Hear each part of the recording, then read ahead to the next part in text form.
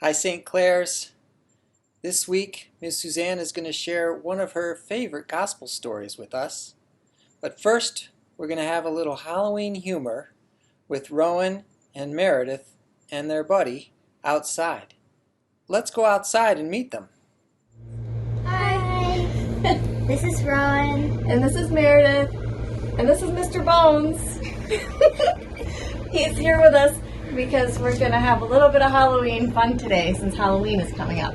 So we have some jokes. Yeah. You ready? Yeah. Okay. You want to tell the first one? Yeah. Okay. So, what is a ghost's favorite fruit?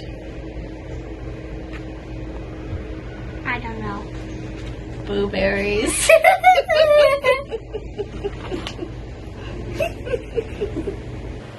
What is a scarecrow's favorite fruit? I don't know. What? A strawberry. Strawberry. That's a good one. What kind of pants do ghosts wear? I don't know. Blue jeans.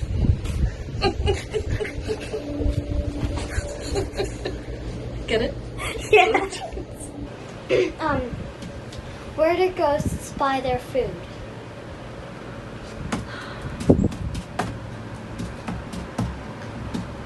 I don't know. Where? At the grocery store. That's a good one, Rowan. I like that one. What plants like Halloween the most? Oh. I don't know. Bamboo!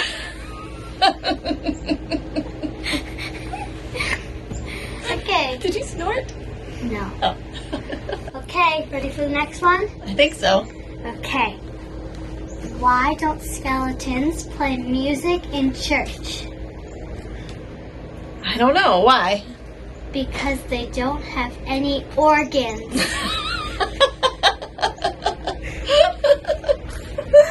I bet John Goodell would like that joke. Yeah. Yeah, that's a good one. Okay, one last Halloween joke. Are you ready? Okay, yeah.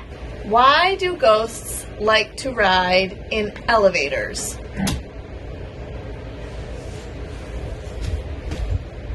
I don't know. It raises their spirits.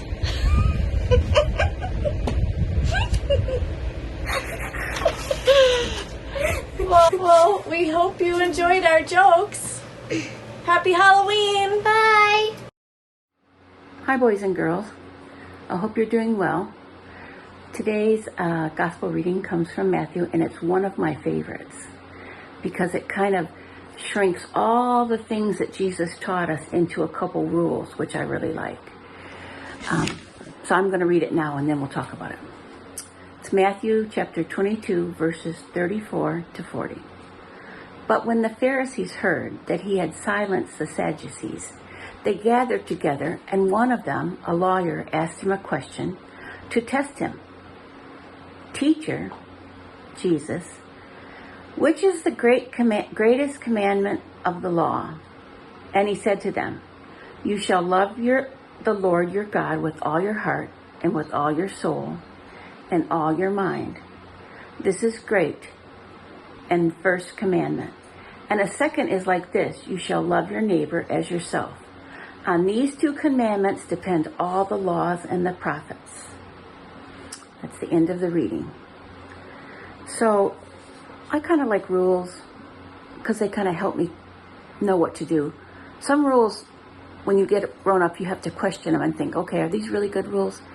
But for the most part, rules in life as a kid really helped me. And I have a set of rules right here. I don't know if you can see it.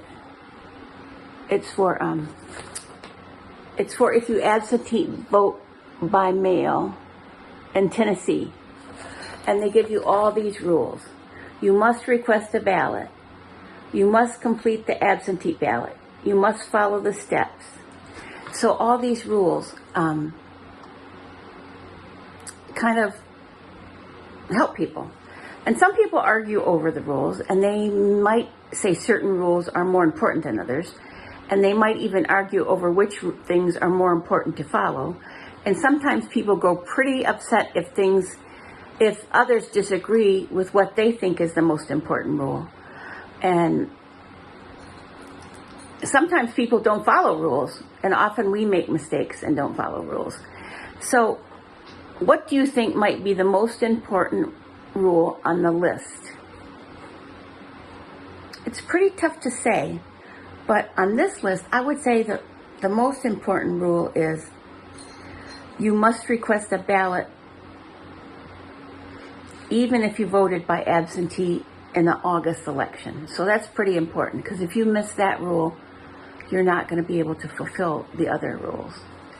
So, and actually, and this came in the mail, and it's from the Tennessee state government, I guess, or voting place. And actually, Jesus asked a similar question in the gospel lesson today. The Pharisees tried to stump him again. Remember, the Pharisees were the people who thought they knew everything and were kind of trying to trick Jesus. Well, they came and asked what the most important commandment was of the 10 Commandments.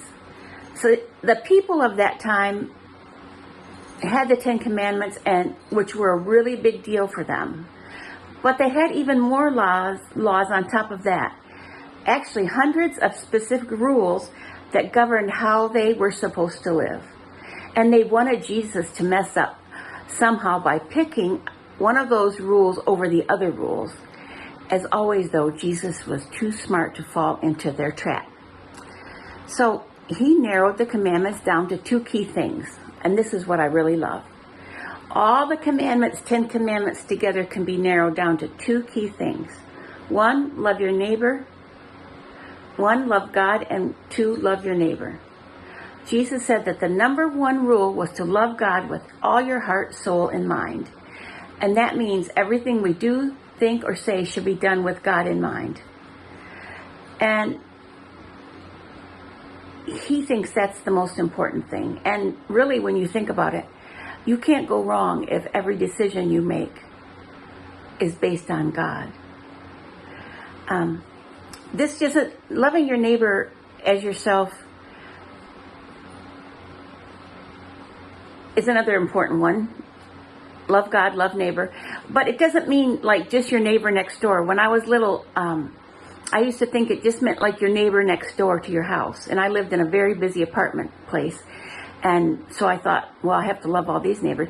But no, it means loving people beyond that. People who not just live next door, but all the people we come in contact with.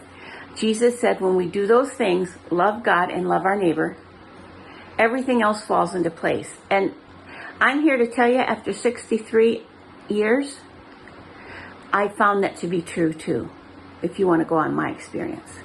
So if we truly love God, first and foremost, then we will want to follow his commandments too. Now, this isn't always easy, of course. Sometimes people are hard to love. It's so true. When others say unkind things or argue, we might want to be rude back to them. And when rules seem unfair, we might want to disrespect the people who made the rules. We might even grow frustrated following God's law, and we will probably mess them up somehow in our lifetime. I know I have. But the good news is that we know perfectly well that Jesus kept the law on our behalf and died for us to show God's love. He knew that the greatest of all is love. He loved others and still loves us. And because of that, we can share his love with those around us, no matter what they might do to us. And when they seem hard, that seems hard, and it sometimes can seem hard, we can ask for God's help. I know sometimes I have to ask for God's help. If someone's really trying my patience or getting on my nerves, maybe you've heard your grandma or your mom or your dad say, "You're getting on my last nerve." My mama used to say that sometimes. So if someone's getting on your nerves, which means they're annoying you or irritating you sometimes, you really have to stop and ask for God's help to be patient with them. It doesn't mean you have to like what they're doing, and it doesn't mean that they're even doing the right thing. But just pause and be patient, and then take care of it. If someone's doing something wrong, you can be annoyed by it And if you need an adult to help you figure it out, you can go to the adult in your life that you trust and you love. But sometimes just people just annoy us in little ways, and that's when we have to say, okay, is this worth arguing about, or should I just let Jesus help me love this person but not love what they're saying or doing? I know it helps this happens on the playground a lot when you're in school, although most of you aren't in school right now, because I used to have to go on the playground when I worked at a school, and I would see little tussles that people had, and it was a Christian school, and so I could say to them, well, how would Jesus handle this conflict you two kids are having? So it was easy. It was easy in that way. But when you think that God asks of us, love God with all your heart and mind and soul, and love your neighbor as yourself, there's something else to remember. That sentence assumes that you love yourself.